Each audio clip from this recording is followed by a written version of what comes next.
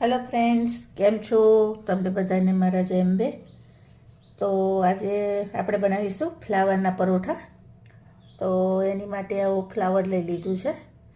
આવું સફેદ એને મેં પલાળી ગરમ પાણીમાં મીઠું નાખીને રવા દીધું હતું અડધો કલાક, અને પછી સાફ કરીને કોરું કરીને લીધું છે. તો પહેલાં તો આપણે એને છીની લઈશું. તો છીનવા માટે મેં આવી જાળી લીધી છે, છીની લીધી છે. એને આપણે પહેલાં છીની લેવાનું. તો આવી રીતે તમારી પાસે આવી છીની હોય તો તે, નહીં તો પછી તમારી પાસે ક્રશર હોય કાં તો પછી આદુ છીનવાની છીની તો દરેકના ઘેર હોય છે. તો એનાથી આપણે છીની લેવાનું. તો જો આ રીતનો છીન થાય છે. તો આપણે આવી રીતે ફ્લાવરને છીનવાનું.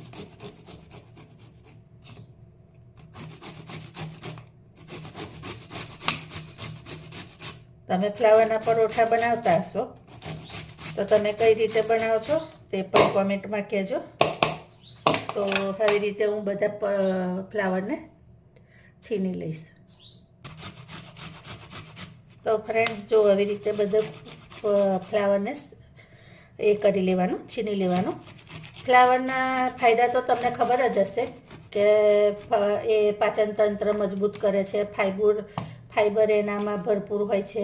પછી દિલને હાર્ટ એટેકથી પણ બચાવે છે.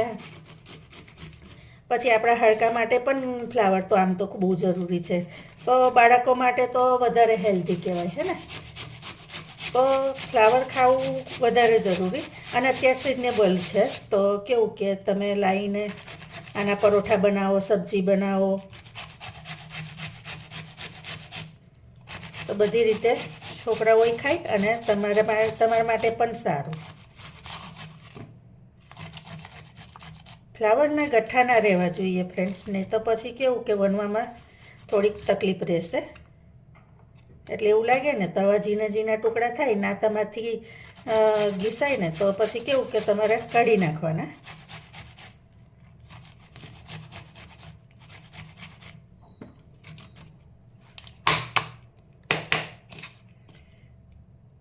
હાર્ટનો પેશન્ટ હોય ને એને તો ખાસ ફ્લાવર વધારે ખાવું જોઈએ, કારણ કે કોલેસ્ટ્રોલ પણ ઓછું કરે છે શરીરમાં. તો શરીર માટે તો આમ તો વધારે ફાયદાકારક જ છે.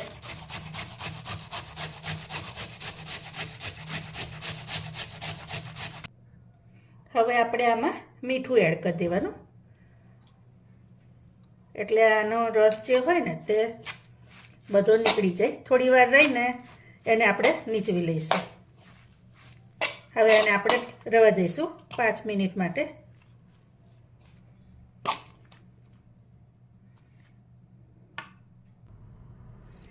હવે આપણે પરોઠા બનાવવા માટે લોટ લીધો છે. તો મેજરમેન્ટવાળો જે 3 મોટો કપ આવે છે ને, એ 3 કપ ઘઉંનો લોટ લીધો છે, અને અડધો કપ ચણાનો લોટ લીધો છે. ચણાનો લોટ એટલે લેવાનો કે એનાથી બાઇડિંગ સરસ આવશે, મતલબ પરોઠા સરસ થશે. હવે આપણે થોડુંક મીઠું એડ કરી દઈશું.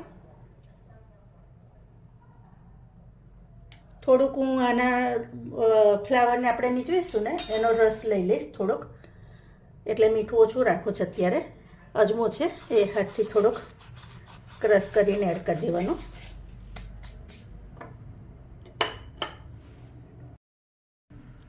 લોટમાં જ હું કસૂરી મેથી એડ કરીશ,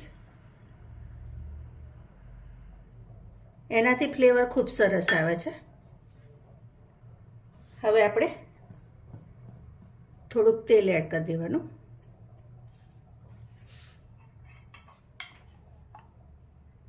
તમે તેલ, ઘી બેમાંથી કોઈ પણ લઈ શકો.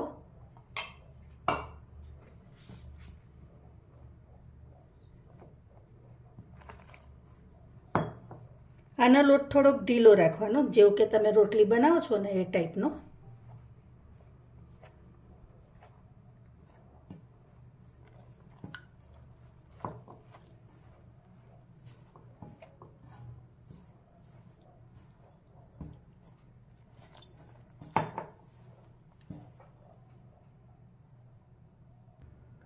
તો ફ્રેન્ડ્સ જો આવો લોટ બાંધવાનો આટલો, બરાબર. હવે આપણે ફ્લાવરને નીચવી લીધું હતું, એ ફ્લાવરમાં આદુ મરચાંની પેસ્ટ એડ કરવાની. તમે લસણ પણ એડ કરી શકો. થોડુંક મીઠું એડ કરીશ. એમાં મીઠું બહુ એડ નહીં કરવાનું. ધાણા જીરું, આ મરચાં ક્રશ કરી લીધા છે, એ આપણે ટેસ્ટ પ્રમાણે એડ કરીશું. મોરા છે એટલે હું બધા એડ કરી દઈશ, તમે એની વધઘટ કરી શકો. આ ધાણા છે એ પણ હું એમાં એડ કરીશ. આની સાથે તમારે બીજા વેજીસ લેવા હોય ને તો તમે લઈ શકો. હવે આ બધાને આપણે મિક્સ કરી દેવાનું.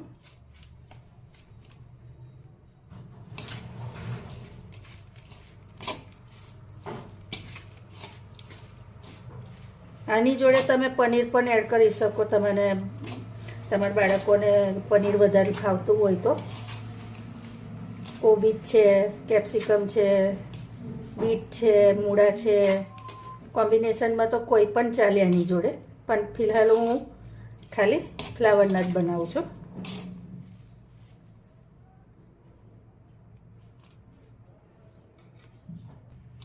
તો તૈયાર છે આપણો મસાલો. હવે એને સાઈડ પર મૂકી દઈશું. હવે ફ્રેન્ડ્સ હું 2 ટિપ્સ આપીશ. એક કે જો અચાનક આવું આપણે કર્યું હોય પરોઠા માટે તૈયારી બધી, અને ગેસ્ટ આવી જાય તો તમારા પરોઠામાં પાણી છૂટી જશે. સોરી, આ સ્ટફમાં. કારણ કે શું છે, ફ્લાવરમાં આપણે ફરી પણ પાણી એડ કર્યું હતું.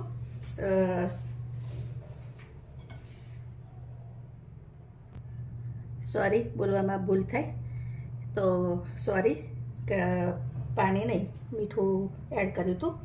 એટલે કેવું છે કે તમે પછી સ્ટફ ઢીલું થઈ જાય, તો એના માટે તમારે શું કરવાનું કે આ ચોખાનો લોટ છે, તો ચોખાનો લોટ થોડો 2 ચમચી એમાં એડ કરી દેવાનો.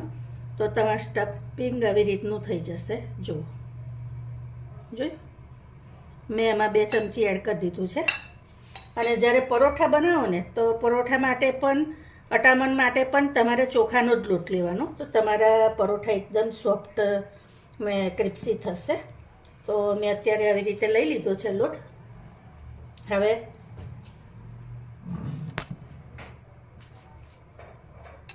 આપણે એને વણી લેવાનું, અને લુવું આવી રીતે થોડુંક મોટું જ લેવાનું.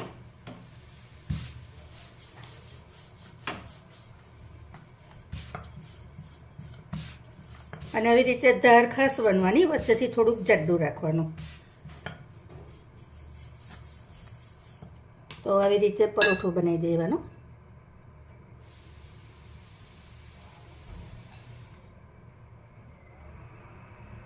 પછી સ્ટફિંગને આવી રીતે તમારે વચ્ચે મૂકી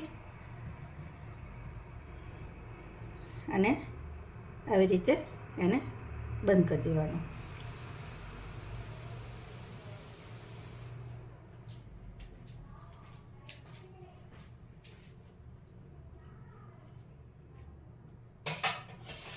અને આવી રીતે હાથથી જ એને થોડુંક પહેલાં ફેલાવી દેવાનું.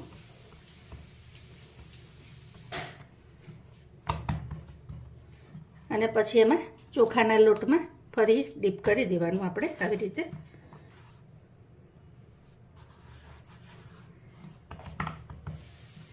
અને એને હલકા હલકા હાથે આપણે વણી લેવાનું.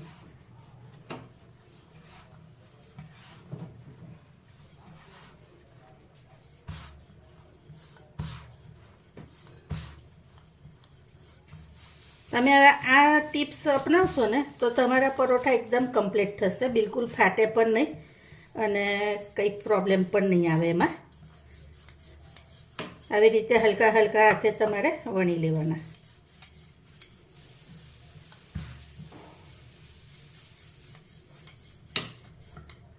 તો જો દેખાવમાં પણ કેવા સરસ લાગે છે.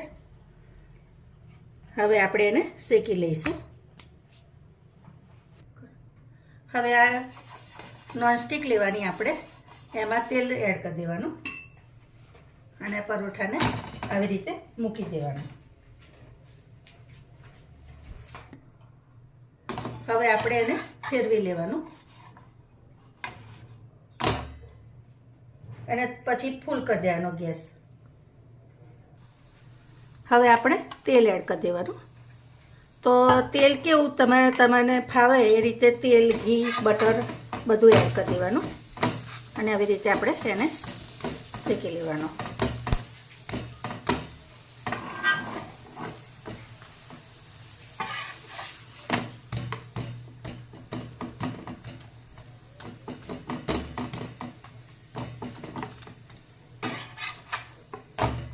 આવી રીતે આપણે બધી સાઈડથી કમ્પ્લીટ શેકી લેવાનું, કાચો ના રહે.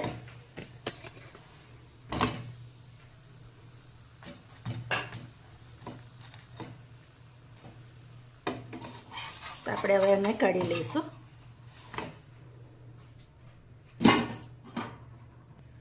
હવે એવી રીતે આપણે આ બીજો શેકી લઈશું.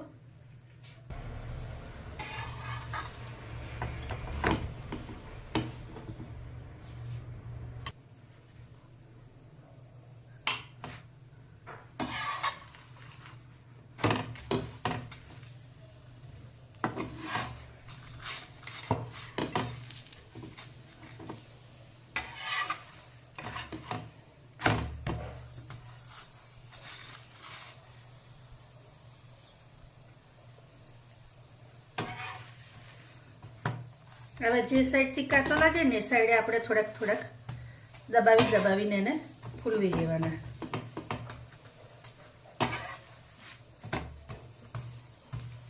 તો આવી રીતે આપણે બધા પરોઠા શેકી લેવાના. તો ફ્રેન્ડ્સ જુઓ, આપણા ફ્લાવરના પરોઠા તૈયાર છે.